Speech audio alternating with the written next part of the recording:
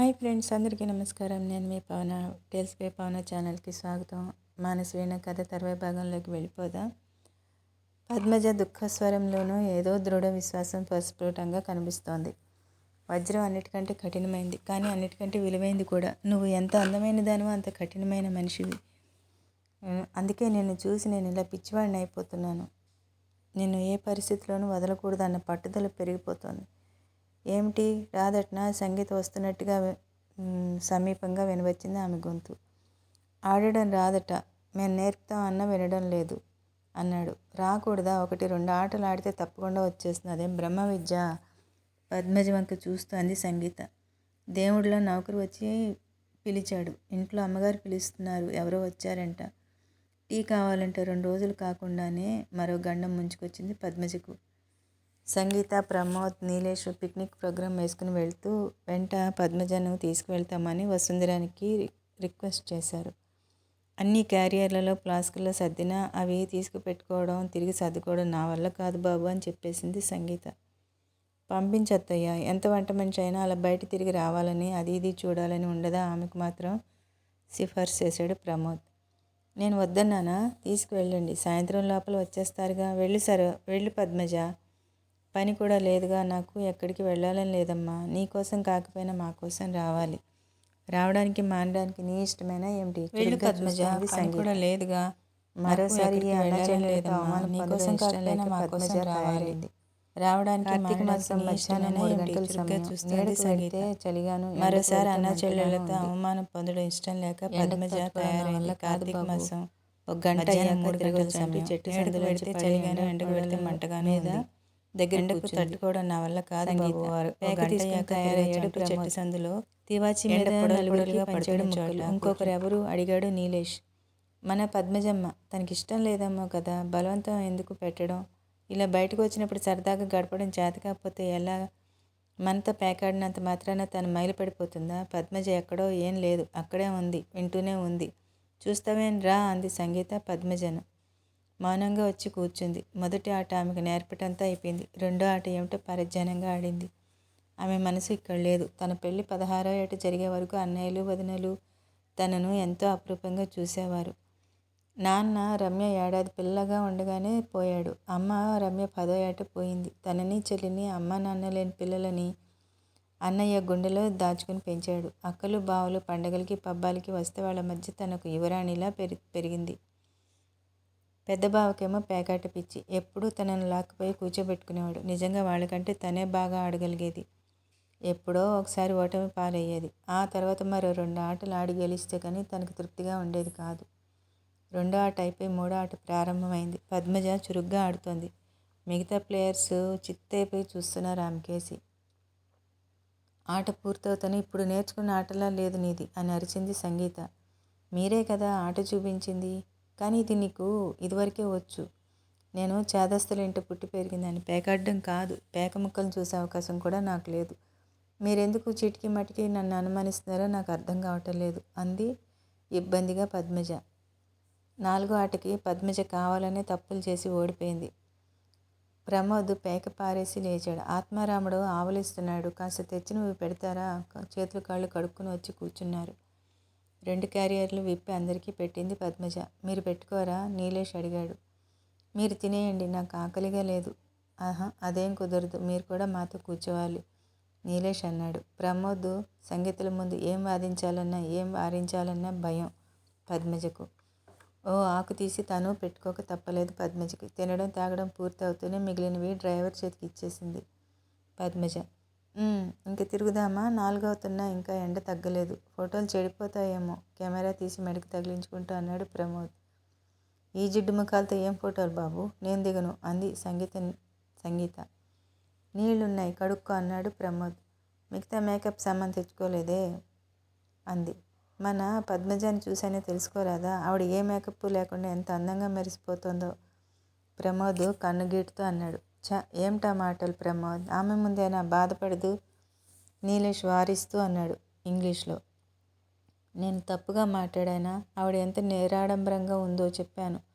కెమెరాని ఒకరి చేతుల నుండి ఒకరు మార్చుకొని ఇద్దరిద్దరుగా దిగారు. చివరికి పద్మజ మీద పడింది ప్రమోద్ దృష్టి. ఫోటో తీస్తాను నిలబడమని వేధించడం మొదలుపెట్టాడు. అన్నయ్య ముందు నిలబడడానికి నీకు సిగ్గనిపిస్తే నేను తీస్తాను సంగీత రా. సంగీత ప్రమోద్ చేతుల నుండి కెమెరా అందుకుంది. నా ముఖానికి ఫోటో ఒకటి తక్కువ. ఏ ప్రొడ్యూసర్ అయినా చూస్తే సినిమాలోకి లాక్కుపోయే అందం నీది. నిన్ను చూస్తుంటే నాకే జలసి వేస్తోంది. రా అక్కడ నిలబడు, ఒక ఫోటో తీసుకుంటాను బలవంతం పెట్టింది సంగీత. ఇక మాట కాదనలేక కొంగు నిండుగా సవరించుకుని నిలబడింది పద్మజ. ఆ కొంగు అలా మెడ చుట్టూ బిగించుకోపోతే భుజం మీద నుండి కొంచెం తీయి. మొహం మీద చెమట కాస్త ఒత్తుకో. ఎలాగో తీసేద్దరు, నాకేమిటి అందం? నువ్వు వద్దనుకుంటే విధవకేమిటి అందం అనుకుంటే అందం నిన్ను వదిలిపోతుందా ఏమిటి? అందమని స్తుతిస్తే ఆవిడ మొహం మీద వాతలు పెట్టేసుకోగలదు, జాగ్రత్త. ప్రమోద్ నవ్వాడు. అదేమిటి కొత్త సంగతి వింటున్నాను? ఆశ్చర్యంగా చూసింది సంగీత. అయితే ఏదో కథ ఉందన్నమాట. క్రీగంట చూసింది పద్మజ కేసి. పద్మజ పెదవి కొరుక్కుంటూ ఎటో చూడసాగింది. వాళ్ళ ముగ్గురు మాట్లాడుతూ ముందుకు వెళ్ళిపోయారు. వాళ్ళని అనుసరించడం ఇష్టం లేక పద్మజ ఒక చోట కూర్చుండిపోయి అక్కడ కనిపిస్తున్న దృశ్యాన్ని చూడసాగింది. అందమైన ప్రకృతిలో ఆనందమే కాదు, విషాదం కూడా మిళితమై ఉంటుంది. కొందరిలో ఆనందవీణ మీటితే కొందరిలో విషాదం పంచుతుంది. సుందర ప్రకృతి పద్మజకు తమ పల్లె కాలువల పరిసరాలు, తమ కుటుంబం, పిల్లలు, బాబు మూలంగా తను పడిన నిందలు అన్నీ వరుసగా గుర్తొస్తున్నాయి. బాబు, చిత్రంగా నువ్వు నా జీవితంలో ప్రవేశించావు, నన్ను మర్చిపోయావు. నేను మాత్రం నిన్ను మర్చిపోయి బతకలేకపోతున్నాను. నేను ఇక్కడి నుండి పారిపోయి తప్ప బతకలేను. ఏమిటి విచారంగా ఇక్కడ కూర్చుండిపోయారు? నీలేషు సమీపించి అడిగాడు. ఏం లేదు. ఏం లేకపోవడం ఏమిటి? ఎందుకు బాధపడుతున్నారు? మీ వాళ్ళు గుర్తుకు వచ్చారా అని అడిగాడు బాబు. అవునన్నట్లు తలూపింది పద్మజ. మీ వాళ్ళంటే పిచ్చిబాబేనా? దానికి కూడా ముగ్ధలా తలాడించింది. అతడి క్షణంలో ఇక్కడ కనిపిస్తే ఏం చేస్తారు? పెదవుల మీద చిరునవ్వుతో ప్రశ్నించాడు నీలేష్. పద్మజ గాద్గికంగా అంది. ఆయన గుండెల్లో తలదాచుకుని ఇన్నాళ్లుగా నాలో పేర్కొన్న దుఃఖాన్ని కన్నీటి రూపంలో కార్చేస్తాను. ఇంకెప్పుడు నన్ను ఏకాకిని చేసిపోవద్దని ప్రార్థిస్తాను. అతడు మీకంత ఆత్మీయుడా? అడిగాడు. యవనోదయంలో మనసుకు దగ్గరగా వచ్చినవాడే చివరి వరకు ఆత్మీయుడిగా ఉండిపోతాడేమో. అతడు పిచ్చివాడే అయినా అర్థం చేసుకోలేకపోయినా సరే ఆయన ముందు నా హృదయాన్ని పరుస్తాను. కానీ ఆ కళ్ళకి నా మనసులోకి తొంగి చూసే శక్తి ఉంది నీలేష్ గారు. ఆయన కళ్ళు కూడా ఇలాగే విభ్రంగా విహ్వలంగా చూసేవి. పద్మజ ఇంచుకు ఉద్వేగంతో అంటోంది. ఏమిటి బావా, మమ్మల్ని తప్పించుకుని వచ్చి ఇద్దరు కబుర్లు చెప్పుకుంటున్నారే? సంగీత వస్తూ దూరం నుండి పెద్ద గొంతుకుతో అంది. దగ్గరికి వచ్చాక ఎక్స్రే కళ్ళతో చూడసాగింది పద్మజను. ఓ, వేలు పెడితే కొరకలేడు అనుకున్నాను. పర్వాలేదన్నమాట. స్వయం పాకం అన్నమాట. పెద్ద పెట్టున నవ్వాడు ప్రమోద్. నీలేషు నొచ్చుకున్నాడు. ఆమె ముఖం చూస్తూ ఎలా మాట్లాడాలనిపిస్తోందిరా నీకు? మగవాణ్ణి, నాకు పెద్ద పట్టింపు కాదు. లేనిపోని వంటగడితే ఆమె ఎంత బాధపడిపోతుంది? ఆమె అంటే ఎందుకంత చులకన? ఏడ్చేస్తుందేమో అనుకున్న పద్మజ నిబ్బరంగా లేచి నిలబడింది. వాళ్ళు ఏదో నన్ను అన్నారని మీరేమీ బాధపడకండి నీలేష్ గారు. ఎవరి స్వభావాన్ని బట్టి వాళ్ళు మాట్లాడతారు. ఇంతకంటే పెద్ద అవమానాలే పొందిన జన్మ ఇది. శృతి దెబ్బలు తిన్న వాళ్ళకి పిడికిల దెబ్బలేపాటి? మొత్తానికి ఆనాటి పిక్నిక్ ప్రోగ్రాం ఏదో అపశృతితో ముగిసినట్టు అనిపించింది. ఎవరి లక్ష్యమూ లేకుండా నిర్భయంతో మాట్లాడే ప్రమోద్ కూడా పద్మజ మౌనగాంభీర్యాలను చూసి జంకుతూ ఊరుకున్నాడు.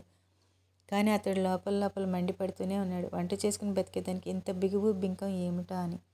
కో అంటే 1,000,000 మంది వాళ్తారన్న నమ్మకం ఇదివరలో ఉండేది అతనికి.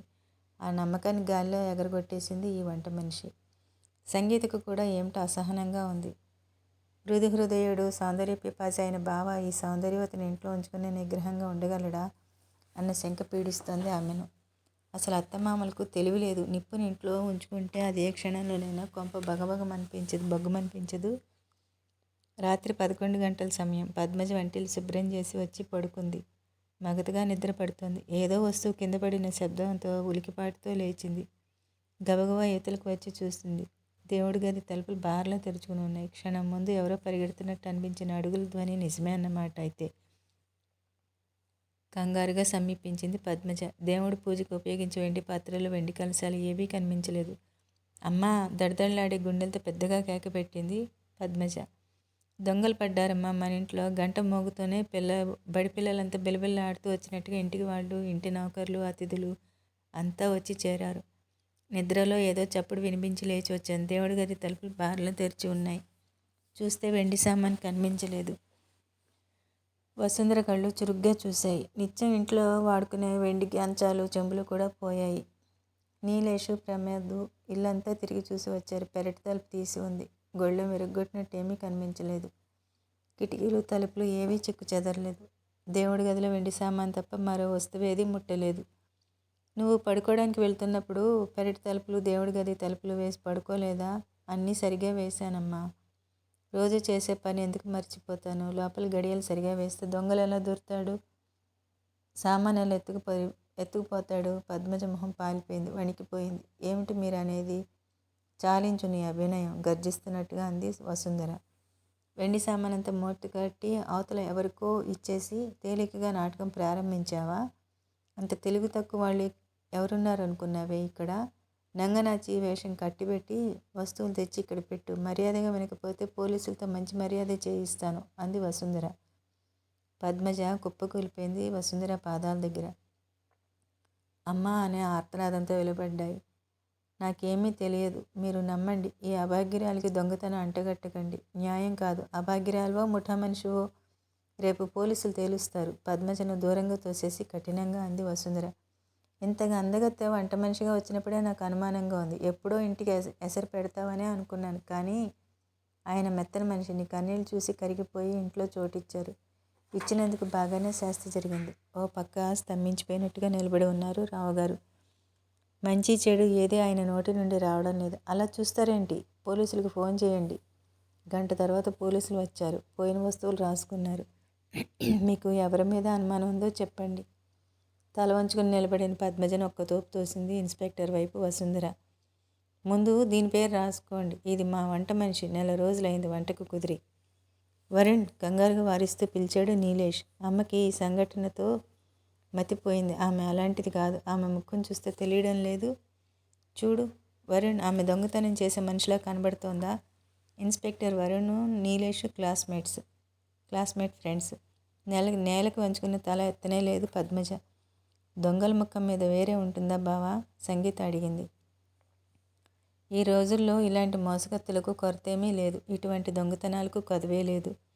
ముఠా మనుషులుగానో పని మనుషులుగానో శ్రీమంతుల ఇళ్లలో చొరబడి ఇంటి గుట్టుమట్లన్నీ కనుక్కొని ఒక శుభదినాన ఇల్లు కొల్లగట్టిన సంఘటనలు ఎన్నో ఉంటే ఉండవచ్చు సంగీత. ఆ సంఘటనలన్నిటికీ ఈమెను వారసురాలిని చేయొద్దని నా ప్రార్థన. ఏమిట్రా ఇది? ఎందుకురా దాన్ని నెత్తినెక్కించుకుంటున్నావు నువ్వు? దాని కన్నీళ్ళు చూసి మోసపోతున్నావా? దొంగను పోలీసులకు పట్టివ్వకపోతే పోయిన వస్తువులు ఎలా దొరుకుతాయి అనుకున్నావు? వసుంధర విరుచుకుపడింది. ప్రాప్తం అంటే మన వస్తువులు దొరుకుతాయి, లేకుంటే లేదు. ఈమెను పట్టిస్తే కేసు మరొక దారి పడుతుంది. అసలు దొంగ తప్పించుకునే ప్రమాదమూ ఉంది. అయితే నీకెవరి మీద అనుమానం ఉందో చెప్పు నీలేష్, వరుణ్ అన్నాడు. మా ఇంటి నౌకర్లు 3. ఒక పని మనిషి. 3లో ఒకడు లక్ష్మయ్య, నా చిన్నప్పటి నుండి ఉంటున్న నౌకరు, నమ్మకస్తుడు. 2వవాడు రంగయ్య, బయట పనులు చూసుకు వస్తూ ఉంటాడు. 6 నెలల క్రితం కుదిరినవాడు కృష్ణయ్య, కొంచెం అనుమానించే వ్యక్తి అతడే. ఆడు 2 రోజుల నుండి పనిలోకి రావట్లేదు బాబు, జ్వరం వచ్చిందంట లక్ష్మయ్య అన్నాడు. మరో 10 నిమిషాల్లో పోలీసులు తమ పని పూర్తి చేసుకుని వెళ్ళిపోయారు. వెళ్ళండి పద్మజ గారు లోపలికి, నీలేష్ అన్నాడు. అప్పుడు తలెత్తింది పద్మజ. చెర్రబడిన కళ్ళలో కృతజ్ఞత తొణికిసలాడింది. బాబు, నీ రుణం తీర్చేసుకున్నావు. మనసు బాధగా మూలిగింది. సంగీత నీలేష్ గదిలో కిటికీ దగ్గర నిలబడి అవతలకు చూస్తున్నది. ఆమె మొహం సీరియస్గా ఉంది. కళ్ళు తీక్షణంగా మెరుస్తున్నాయి, రోషంతో మిలమిలలాడుతున్నాయి. కోపంతో పెదవులు అదురుతున్నాయి. దిక్కుతోచనట్టుగా అయోమయంగా చూస్తున్నాడు సంగీత కేసి నీలేష్. ఫ్రెండ్స్, అప్డేట్ నచ్చిందంటే లైక్ చేయండి, కామెంట్ చేయండి, షేర్ చేయండి. మర్చిపోకుండా సబ్స్క్రైబ్ చేసుకోండి. Thank you for watching.